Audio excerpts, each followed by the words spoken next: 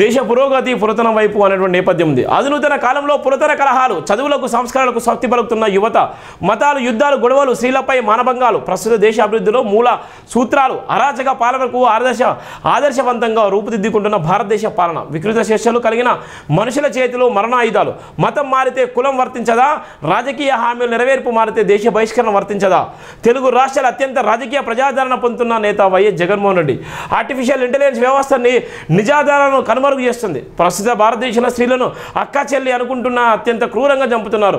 మతోన్మాద దాడులకు ప్రాణాలు కోల్పోతున్న సామాన్య ప్రజలు, దేశ భద్రత దిక్కులేదు, దేశ రక్షణకు భరోసా లేదు. డాక్టర్ బరిగెల శివ ప్రధానంగా రాసినటువంటి వార్త చూడండి ఎంత ఉందో, ఎంత బాధాకరం అంటే ఒక పక్కన భయంకరమైనటువంటి పరిస్థితులు, భయంకరమైనటువంటి విధ్వంసాలు, భయంకరమైనటువంటి అవమానాలు. ఇక్కడ జైవిన్ దినపత్రికలు రాసిన ప్రధాన వార్త చూడండి ఏ విధంగా ఉంది, ఎటుపోతుంది దేశం. చదవండి, చదివించండి, దయచేసి భయపడకండి. మీరు భయపడ్డంత కాలం ప్రతి ఒక్కడు భయపట్టించాడు. మీరు పులుల్లాగా బతకండి, రాజుల్లాగా బతకండి. ఒక్కరోజు బతికినా పర్లేదు, రాజులాగానే బతకండి, సింహంలాగానే బతకండి. ఒక్క క్షణం బతికినా పర్లేదు, అలానే బతకండి. జీవితంలో ఎప్పుడైనా చచ్చిపెట్టాలమే, ఎప్పటికైనా పుట్టడం చావడం ఇది అందరికీ సాధ్యమయ్యేది. ఎన్ని లక్షల కోట్లున్నా బిల్ గేట్స్కి అయినా సాధ్యమే, ఇలా ఉన్నటువంటి ఇప్పుడు పుట్టిన పిల్లోడికైనా సాధ్యమే. అది ఇవన్నీ కూడా తాత్కాలికమైనవి. మనం యుద్ధం చేయకపోతే నడవదన్న నేపథ్యం కూడా చూస్తున్నాం. నీ చేతితో తాగిన నీటిని త్రాగనివ్వడు, నీ ఓటు ద్వారా ఎన్నికై నీ గురించి పార్లమెంట్లో ఎందుకు పోరాటం చేస్తాడు అని పలికిన దాదాసాహెబ్ కాన్షీరాం పలుకులను ప్రస్తుతం జ్ఞాపకం చేయాల్సిన అవసరం ఎంతైనా ఉంది. అహంకారం నెత్తికెక్కితే ఒక్కసారి ఊరు బయట సమాధుల వైపు చూడు. మనకన్నా గొప్ప గొప్ప వాళ్ళు మరణించి సమాధుల్లో ఉన్నారన్న సంగతిని ప్రతి ఒక్కరం గుర్తించాలని డాక్టర్ బరిగెల శివ అన్నారు. ప్రజాస్వామ్యాన్ని పతనం చేయడానికి అరాచక శక్తులను తయారు చేస్తున్నారని తీవ్రంగా మండిపడ్డారు. దేశ రక్షణ కోసం పాటుపడాల్సిన నాయకులు పురాతన ఆచరణను బలపరచడం కోసం సామాన్య మనుషులను అరాచక శక్తులుగా, మానవ మృగాలుగా తయారు చేసిన నేపథ్యం ఉంది. ఇక్కడ మీకు స్పష్టంగా చెప్తున్నాను. ఎవరైతే మాన్యశ్రీ కాన్షీరాం గారు చెప్పిండో, కాన్షీరాం గారి మాట ఏ విధంగా చెప్పిండో, నీ ఓటు ద్వారా ఎన్నికై నీ గురించి పార్లమెంట్లో ఎందుకు పోరాటం చేస్తాడు, నీ ఓటు ద్వారా ఎన్నికైనటువంటి ఎవడైనా కానీ, నీ ఓటు ద్వారా ఎన్నికై నిలబడ్డటువంటి ఎవడైనా కానీ వాడు పార్లమెంట్లో నీ గురించి ఎందుకు మాట్లాడతాడు అని చెప్పింది కాన్షీరాం గారు. ఇలా సనాతన ధర్మం అదే తరహాలో ఉన్నది, ఇలా మతం అదే తరహాలో ఉన్నది. ఇలా ఉన్నటువంటి నేపథ్యంలో ఎంత భయంకరంగా ఉందో, ఎంత దారుణంగా ఉందో, ఇలా ప్రజాస్వామ్యం ఎటుపోతుందో చెప్పడానికి ఇక్కడ ప్రధాన వార్త కూడా మీ కళ్ళ ముందు చూపెట్టేటువంటి నేపథ్యం ఉంది. చూడండి ఎంత దారుణం ఉందో, ఎంత భయంకరంగా దేశ పురోగతి పతనం వైపు ఏ విధంగా ఉందో మనం చూస్తున్నాం. మృగాలుగా తయారేసి మనుషులను ప్రాణాలు తీస్తున్నారు తీవ్రంగా హెచ్చరించారు.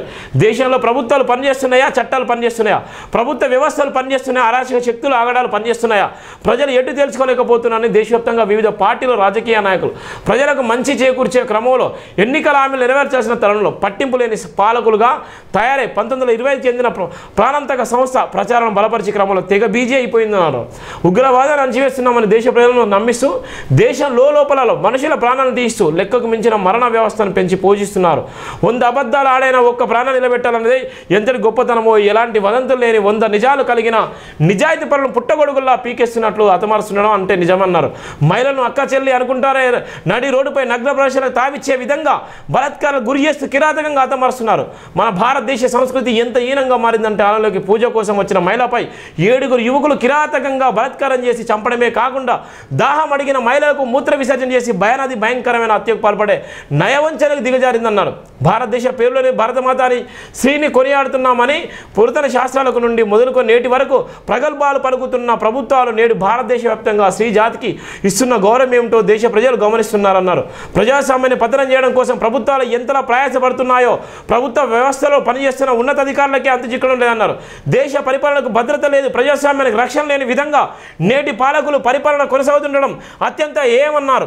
నాడు 1925 నేడు 2025 మధ్యకాలంలో మహిళలపై జరిగిన అప్రతిష్టపు దాడులే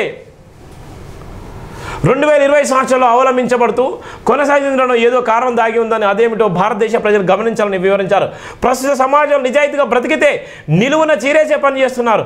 ప్రభుత్వ హామీలు నెరవేర్చిన ప్రభుత్వ నాయకులు ప్రజల మధ్య పట్టపగలే భరించారా అని పగలు పెంచుతూ ఒకరికొకరు ప్రాణాలు తీసుకుంటుంటే ఆహ్లాదకరంగా ఆనందభరితంగా సంతోషాలతో ఏసీ గదుల్లో ఆనందపడుతున్నారు.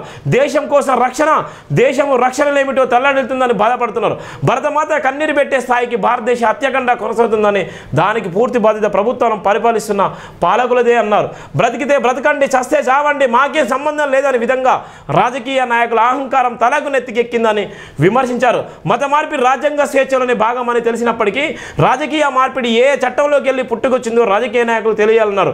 లేదంటే రాజకీయాల్లో మార్పులు సంభవిస్తున్నప్పుడు పార్టీలు మారుతున్న నాయకులపై దేశద్రోహం కేసులు నిర్వహించాలని డిమాండ్ చేశారు. తెలుగు రాష్ట్రాల వ్యాప్తంగా ప్రజాస్వామ్యం నశించిపోతుందని, తెలుగు రాష్ట్రాల ఒంటరివాడిగా నిలకడగా ప్రజలకు మేలు చేసిన నాయకునిగా అత్యంత ప్రజాదరణ పొందుతున్న నేతగా వైఎస్ఆర్ పార్టీ నాయకుడు మాజీ ముఖ్యమంత్రి జగన్మోహన్ రెడ్డి పరిపాలనకు ఆంధ్రప్రదేశ్ ప్రజలు ఒక్కసారిగా గుర్తు చేసుకుంటున్నారు. ఉత్తర రాష్ట్రాల దాడుల ప్రభావితం దక్షిణాది రాష్ట్రాలకు చేరుకుందని, అది తుపాన్లా మారి ప్రజలే నరహంతకులుగా మారిపోయి విచ్చలవిడిగా దాడులు చేసుకున్న స్థాయికి ప్రజాస్వామ్యం దిగజార్చిపోతుంటే రాజకీయ నాయకులు ఎవరి గొప్పలు వాళ్ళని చెప్పుకుంటూ భజనల్లో గడిపిస్తున్నారు. అధికారాన్ని అడ్డం పెట్టుకొని ఇష్టరాజ్యంగా వ్యవహరిస్తున్నామంటే ప్రభుత్వ కాలంలో చెల్లుబాటైన రోజులు పరిస్థితులు తారుమారాయి. మనం తలపెట్టే క్రూరమైన తలంపులకు 100 రేట్లు అనుభవించాల్సి ఉంటుందని ప్రజాస్వామ్యంలో బ్రతుకుతున్న ప్రతి రాజకీయ నాయకుడు గుర్తించి తీరాలన్నారు. రాజకీయం అన్నాక ప్రతి విమర్శలు తిట్టుకునుడు, ప్రశ్నించుకునుడు సర్వసాధారణం అలాంటివి కాకుండా కుట్రలు, దాడులు, అణచివేతలు, అక్రమ కేసులు అలాంటివి కొత్త తరహా రాజకీయాలు కొనసాగుతుండడం అంటే నిజంగా తీవ్రమైనటువంటి నేరంగా చెప్పచ్చు. ఇలా ఎటుపోతుందో చూడండి, ఎంత దారుణమో చూడండి. దేశ పురోగతి పురాతనం వైపు ఎంత ఘోరాతి ఘోరంగా అయిపోతుందో, ఎంత భయంకరంగా అయిపోతుందో, దేశం ఎటుపోతుందో ఇగో చూడండి. ఎంత బాధాకరం అంటే అంత బాధాకరం. దయచేసి ఇలా దేశ రాజకీయాలు ఎవరి చేతిలో ఉన్నాయి, ఏ రాజ్యాధికారం చేతిలో ఉన్నాయి, ఎవరు ఆడిస్తున్నారు, ఎవరు నడిపిస్తున్నారు, అక్కడ ఉన్నటువంటి రాజకీయ నాయకుడు ఒక మాట చెప్తే మత కల్లోలు, కులాలు, మతాలు ఇవన్నీ కూడా స్వేచ్ఛగా ఉంటాయి, స్వేచ్ఛగా బతుకుతారు. కానీ అలా స్వేచ్ఛగా బతికేటువంటి పరిస్థితులు ఉన్నాయా? అలాంటి సందర్భాలు ఉన్నాయా? ఎడిపోతుంది, ఏమైపోతుంది?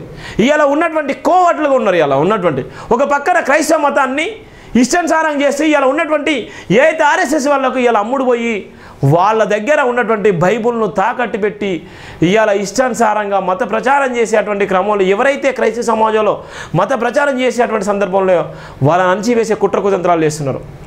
ఒక పక్కన భయంకరమైనటువంటి క్రైస్తవ మతం అని చెప్పుకునేటువంటి బిషపులు అంటోళ్ళు ఇలా క్రైస్తవ మతాన్ని ఇలా ఇబ్బందులకు గురి చేసేటువంటి నేపథ్యం ఉంది. గతంలో జోసెఫ్ అనేటువంటి వ్యక్తి నకిలీ పాస్టర్ అని కూడా మనం చెప్పడం జరిగింది. ఇలా ఉన్నటువంటి నేపథ్యంలో